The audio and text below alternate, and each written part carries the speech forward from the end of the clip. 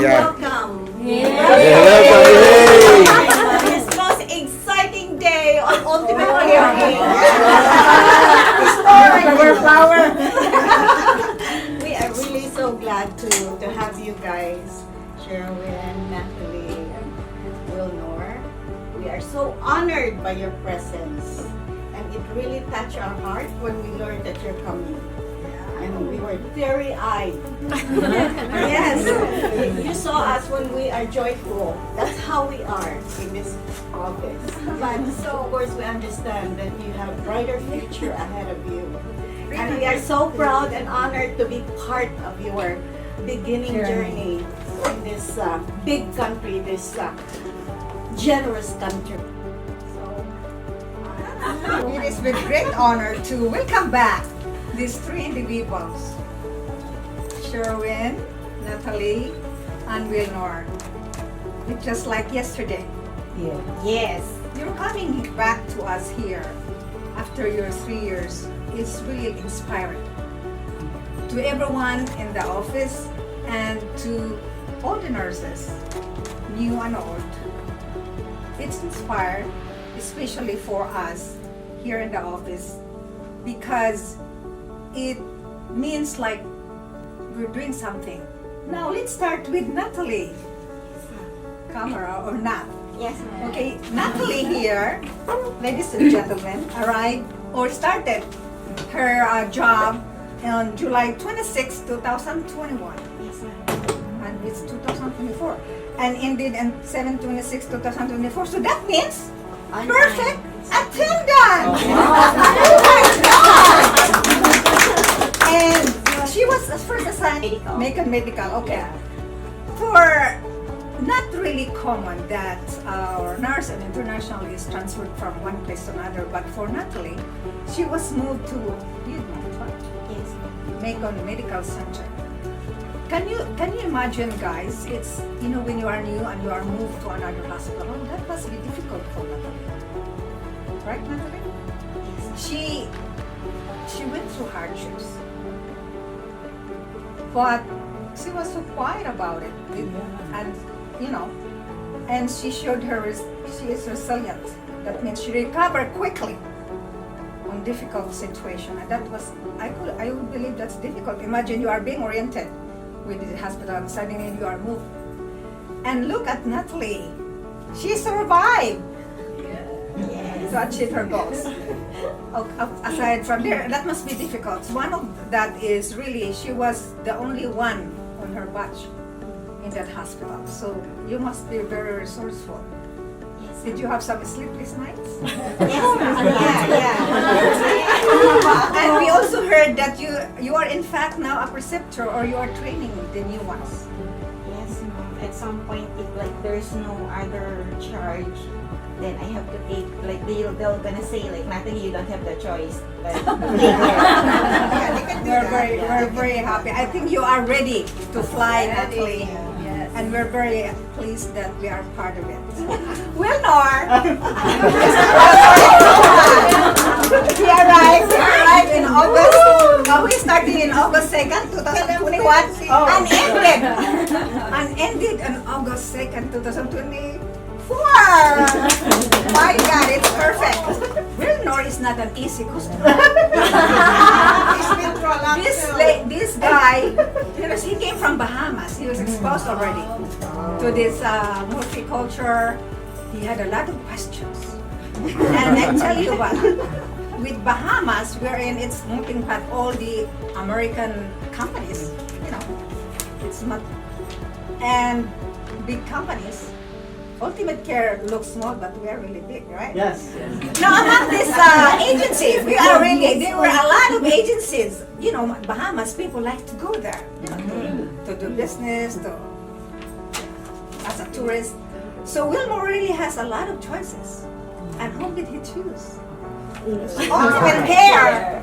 Thank you, Wilnore. That means something. It's really an honor for us that we have you. But look do not judge a person by its cover. It's performance. It's really like action speaks louder than words. He could say na, oh, I don't know. I'm not sure about ultimate care, but his action of signing up and going through and follow through and compliant. Honest, you know, guys, this is a teamwork.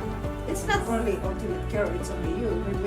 We gonna work together to make it happen, and we're very, very happy that we make it happen. The 3 years You did, yeah. without any big incident and with success.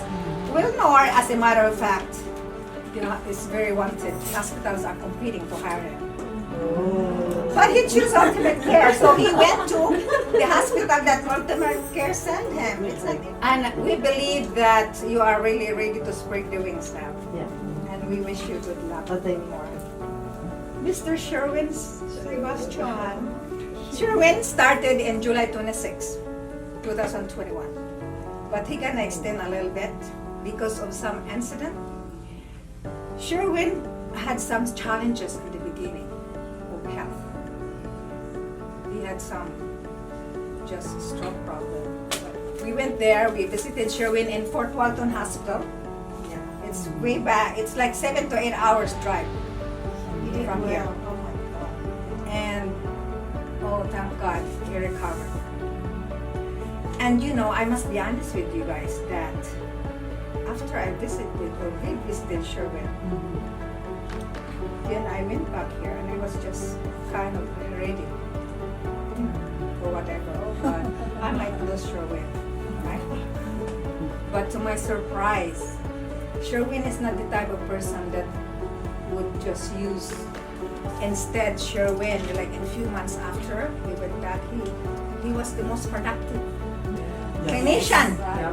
for how many quarters? My God, most productive clinician. He produced a lot of hours and dollars. Oh, yeah, that's you. Thank you, Sherwin, and God bless you. I mean, it's like, and not only that, Sherwin really rose up to become a leader in the hospital, and he charge nurse, and I really have the feeling that you're gonna reach high. All of you actually. With everything that you're gonna reach something. One thing also that I have very positive feeling is because of your attitude from UCI. Thank you so much. You really have that flag of being a Filipino nurse, and UCI that. So you three are living proof of UCI success in the program, and we are so inspired to continue what we are doing for the international nurses. But I would like also to say that it's a teamwork. The nurses and the UCI staff. Lastly, because there's still more, it's really like ultimate care. I mean, I hear it from this voice is we might be look small, but we are one of those who pays better. So now we're gonna call Miss Jen, VP for International Staffing. Okay, so today we are honoring these individuals who have excelled and exemplified the standards of excellence within our organization. So all of us here feel that each one of you inspire us to do good or to do more on what we're doing because of clinicians like you. So thank you for coming back and showing your dedication and commitment. And we want to honor an individual with the Spirit of Resilience and Tenacity Award. This individual has shown remarkable resilience and adaptability in the face of challenges, quickly finding solutions to challenges, and adjusting well to the hospital, the management, and during the few conversations that we have together, she always finds solution to her problem. I don't need to tell her what she needs to do. She tells me, Mom, I'm going to do this, this, and this. She has adjusted well from the person she started, wherein she just wants to be 5 minutes away from her hospital to drive. Right? We're looking for a apartment or room just 5 minutes or 10 minutes away. Yes. And then eventually she was able to go to places far in Georgia, in other states.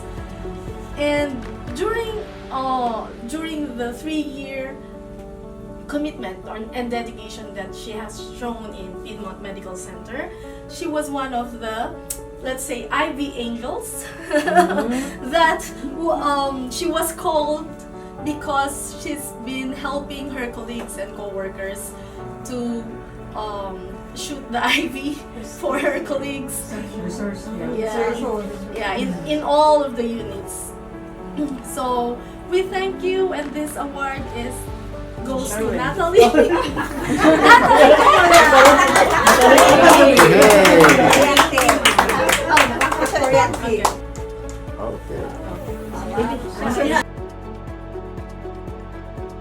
we are honoring someone who has been very reserved at first, even before he got his visa in coming here. It was a pleasant surprise actually, because he was out front and his bold statements and questions was really an eye-opener to us as an organization, which also helped us to change for the better. And he is one of those people wherein he tells you directly what's on his mind. During the 3-year contract that he had at HCA Houston, he worked as an ER and he has excelled far and beyond in his role.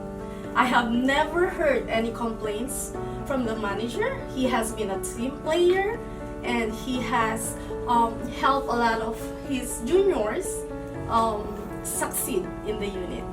So we give this award to Wilnore Entoma. Commitment to steadfast and excellence. Thank you. Okay. 1, 2.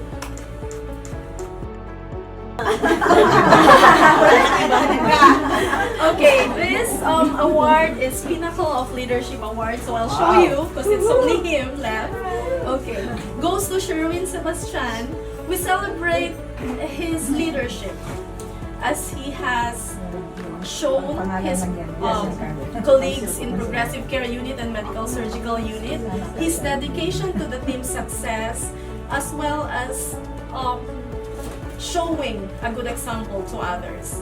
All throughout his 3 years contract, I have not heard any complaints from his manager, from his director. He has stepped up to the position of charge nurse role all throughout his 3 years as needed by his co-workers, and he has never once complained. We haven't heard any negative comments from anyone, and we always hear our clinicians, UCI clinicians that's assigned in the same unit as him, good feedback from him that he was their preceptor, he was their charge nurse, and he was able to lead them to be able to work on their own as well. So thank you, Sherwin, Pinnacle of Leadership Award. This is a dream team. It's great, and then everybody na like it. Our project. Another one.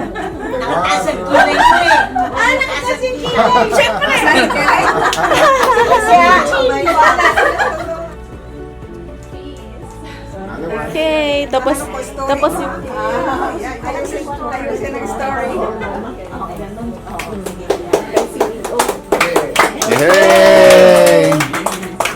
so we'll hear from them. We'll hear from you guys. Picture ko na dun. Yan ako sa picture mo. And then, Congratulations!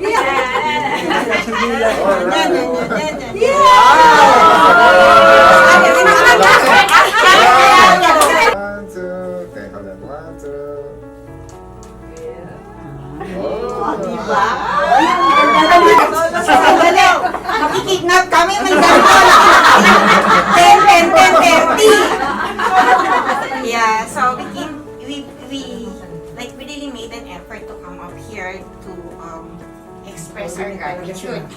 They say that when one is grateful, you cannot pay it in a material way. Either you cannot pay in service, because like if you do that, it would look like a reciprocity, and that sounds conditional, and you cannot find sincerity in that. So we are here to pay back with Ma'am Cheryl, Ma'am Ping, and Ma'am Christy. This is us coming here to pay back in a way that we are supporting you, number one, morally. Because that one, we're gonna push you through. Okay? So your stairway to success, as what they have described me, I don't know if you know the word metacognition. Metacognition is a way, or like thinking what you are thinking. It's like an awareness of your thought process and your thinking process, and find a creative way to get out of a negative environment. It's hard to try, but it is just a battle between you and yourself, and there's no other else. So like what Ma'am Pe said, it's just like me, myself, and I. And yes, that's true. My go-to person whenever I feel down, it's Ma'am Merlit and Ma'am Jen. But I survive, and I am exiting with grace. And definitely with UCI, I am forever grateful. Ma'am Fe, you've got an excellent team. So I would say that the fulfillment of my American dream started with UCI. And maybe in the years to come, I would say that, or if like whenever I'm gonna do some inspirational talk, probably I'll say my career path in America started with UCI, and the rest is history. Yeah. And for the three of you to increase your, let's say, to increase your powerhouse, you've got 5G. Your God, gratitude, grind, your grit and grace. After 3 years, what do I have now? It's not my pocket. It's wisdom. And I think I'm ready. Yes. So after this, I will be working in Houston Medical Center. Ma'am Beth, Del Dati, your niece, Del, Yes, yes. it was one of her hospitals, so I'll be working as endoscopy nurse and like PACU. I hope I will make it through. Spread your So wings. if I can do it, You're ready, or you're if ready. like I have done this, those incoming will gonna make it through.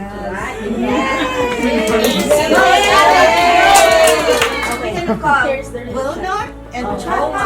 Naman, kinabahan ako. Hindi na tayo mag- Alright.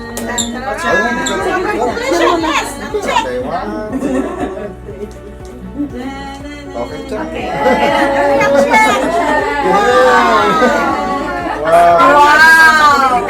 Labis walang kulang. One more, 1, 2, 3. Another one. Ayan, solo. Oh, so parang Mr. Yun naman. It's yun. So I didn't really prepare for a speech. So first of all, I'm gonna thank myself for being like smart. For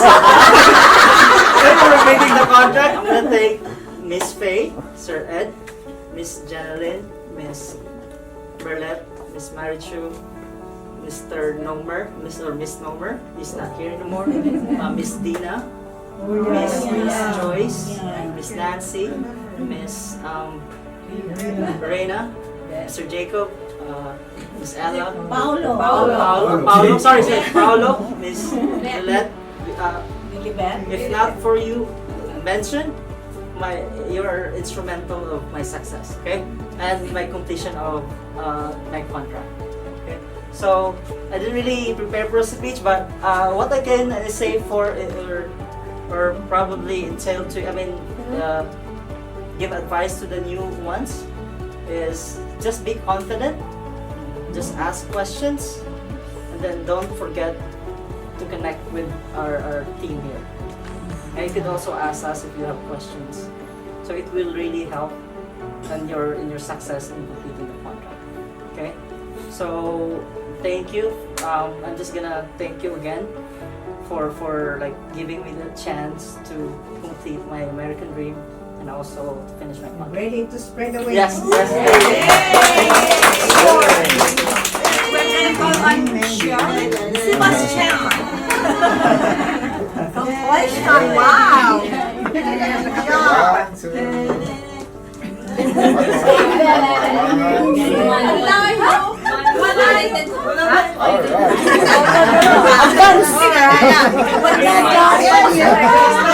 Kasi hindi ka naman babalik na dito, di ba? Kailangan natin. Straighten it. Another one. Box lang. Pala may ganun. Siya mag-isa, siya mag-isa. Solo, solo. Solo. So anyways, I started here July 26, right? Parang ninanarabis ako. I've been through meetings kasi charge nurse ako and I've been with meetings like every day sa huddle sa hospital. Pero I don't know, parang ninanarabis ako. Yeah. So anyway, thanks to everyone. Yeah, as what Ma'am Fel said, UCI, it's not a big company compared to the other companies. Pero it's the teamwork. Pero it makes like a family. Kaya yung ibang nurses dito, they're choosing UCI. I mean, Eunice, right? Yeah, Eunice probably heard it from your dad or from your other friends that UCI treats everyone like a family.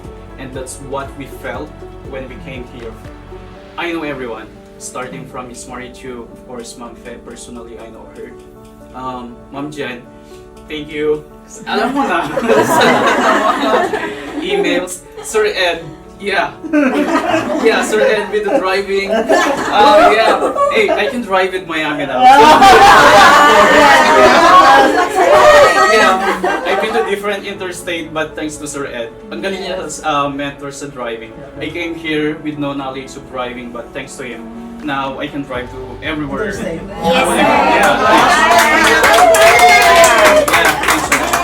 Si Ma'am Mirly, thank you.